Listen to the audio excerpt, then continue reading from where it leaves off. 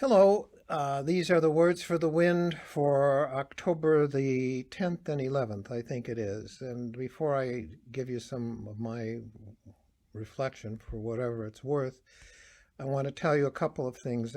Otherwise, this past week, Wednesday, we had a funeral for Mike Zaney. Mike Zaney is a young man in our parish. I married he and his wife Kelly 15 years ago. They had three lovely children, Emma, Casimir, and Hunter. Mike died suddenly of an illness. It wasn't COVID, I don't think, but he died of an illness unexpectedly, and his funeral was very human. Instead of the homily, me talking, I had them do, the people wanted to do words of remembrance, and two of his friends did words of remembrance that were appropriately humorous, but, humanly human. And then his wife, Kelly, spoke with great tenderness and affection, and it was a very human experience, even though we're masked, and I forgot to put Kleenex in the pew for the Kelly and the kids, and the little guy, Hunter, was trying to wipe his nose and with mask, and it's just, I know how he feels. It's all a nightmare. But anyway, it was a very human event, and I would ask you pray for Kelly and her kids and her husband, and somehow help her and us realize that there's more mystery afoot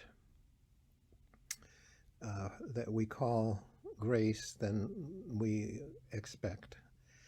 And then yesterday we had a wedding, Mary Rose and Alexander, a young couple. They each had 155 attendants, I think. Not really, but it worked out fine. I mean, they were spaced and socially distanced, and they were excited like any young couple, and it was terrific. That was very human again. And then I just baptized two little boys, Grayson and Owen, and that was nice. And then in a little bit we have two more First Communions. And it's okay. Things are nice once you get into it.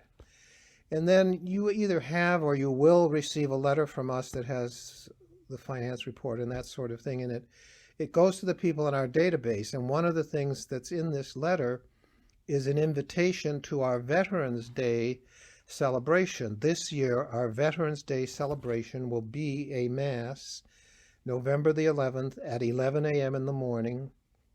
And then after Mass, you will be able to take your selection of a box lunch from Butterfingers home.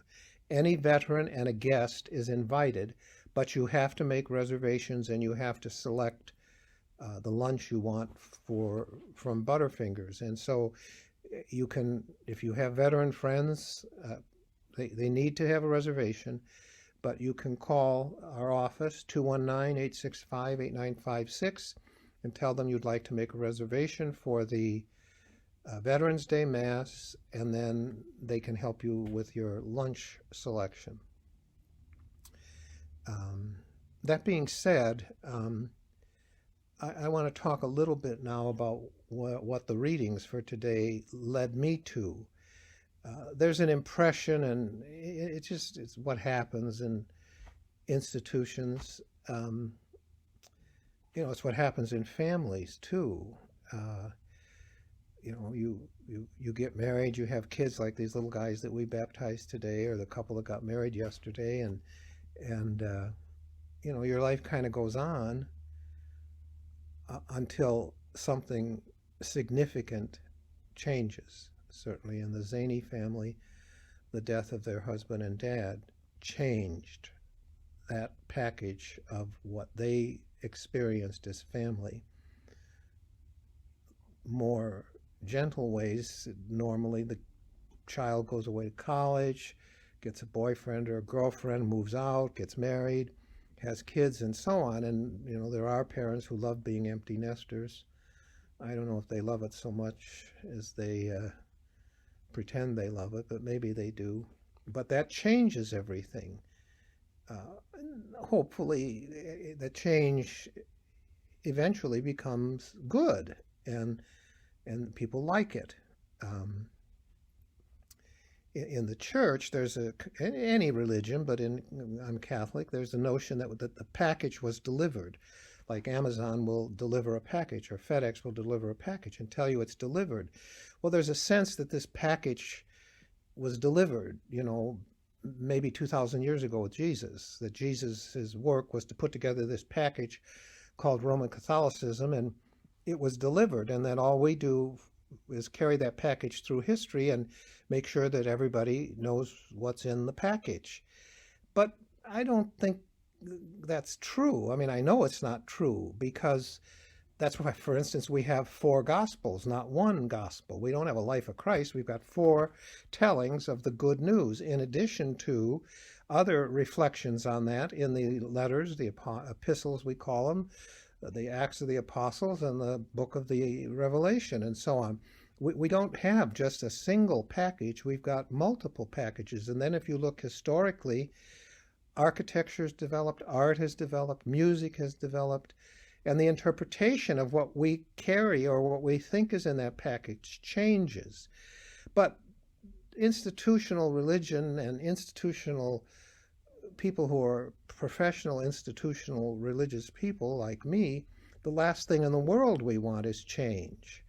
We think that, we've got to preserve something, we've got to defend something.